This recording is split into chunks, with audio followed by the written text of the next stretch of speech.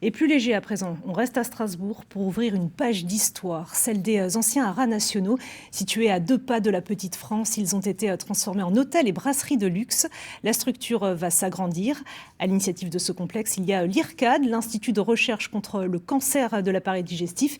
Et les bénéfices vont financer la recherche. C'est le dossier de cette édition. Marie Edman, Thierry Sitter.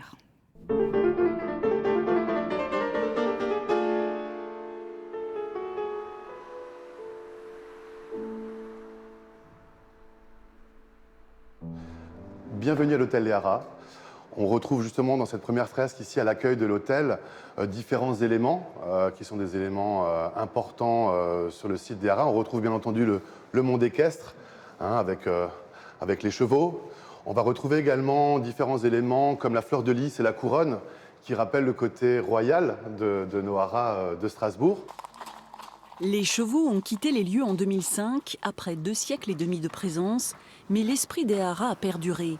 Dans le décor, dans les matières, le bois, la pierre, le cuir. Les bâtiments, eux, ont été rénovés dans le respect de l'architecture initiale du XVIIIe siècle. L'ensemble est classé aux monuments historiques.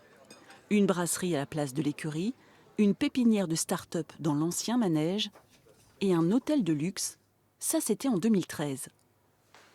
Voici maintenant que 60 nouvelles chambres, un spa et des salles de séminaire viennent agrandir l'existant. On est au 4e étage de notre nouvelle aile. Au 4e étage, on a conservé les boiseries d'origine, les poutres d'origine.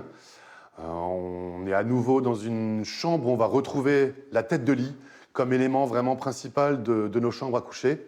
Cette magnifique tête de lit recouverte d'un cuir sellier qui rappelle bien entendu le côté équestre des Haras. Cette extension se situe juste de l'autre côté de la rue, dans l'ancienne clinique protestante des Diaconesses, vendue par les religieuses en 2017. Il y avait une sœur responsable des soins, il y avait une sœur en salle d'op, enfin, elles avaient les manettes dans toute la boutique. On avait l'entrée, les malades couchés par ici, et les malades ambulants à l'autre bout, et toute cette partie formait le scanner. D'accord. En guise de clin d'œil aux sœurs, les designers ont imaginé ces abat-jours en forme de coiffe. Très sobre et très beau, ce petit rappel des bonnets des sœurs, il est plein d'humour. Je ne dis pas que toutes les sœurs aînées ont été ravies. L'une ou l'autre a dit qu'est-ce qui leur est arrivé. Mais personnellement, nous trouvons que c'est un rappel très, très beau. Et c'est grâce à un ancien tunnel souterrain rénové que les clients passeront d'un bâtiment à l'autre, du spa à la réception par exemple, tunnel utilisé à l'époque par les religieuses pour porter les repas aux malades. Hôtellerie, hôpital, le lien reste fort puisque ce n'est autre que l'IRCAD, l'Institut de recherche contre les cancers de l'appareil digestif situé à 2 pas, qui est à l'origine de cette double métamorphose. L'Institut accueille chaque année 5500 chirurgiens du monde entier qui viennent se former aux dernières techniques. Attractif dans la formation, l'IRCAD veut également l'être dans l'accueil. Bien sûr, c'est luxueux, mais ce n'est pas extravagant, ce n'est pas somptuaire. Pourquoi on fait un spa qui va être certainement le plus beau spa de Strasbourg?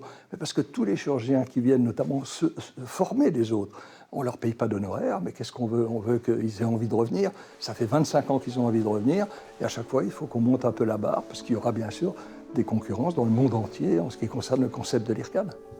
25 millions d'euros investis en 2009, montant non communiqué pour la nouvelle extension. La formule, en tout cas, est rentable et permet à l'IRCAD, qui ne touche aucune aide de l'État, de toujours se développer en réinvestissant les bénéfices dans sa recherche. Quant au public et aux chirurgiens, ils pourront découvrir, malgré la crise sanitaire, cette nouvelle infrastructure hôtelière dès le 25 janvier prochain.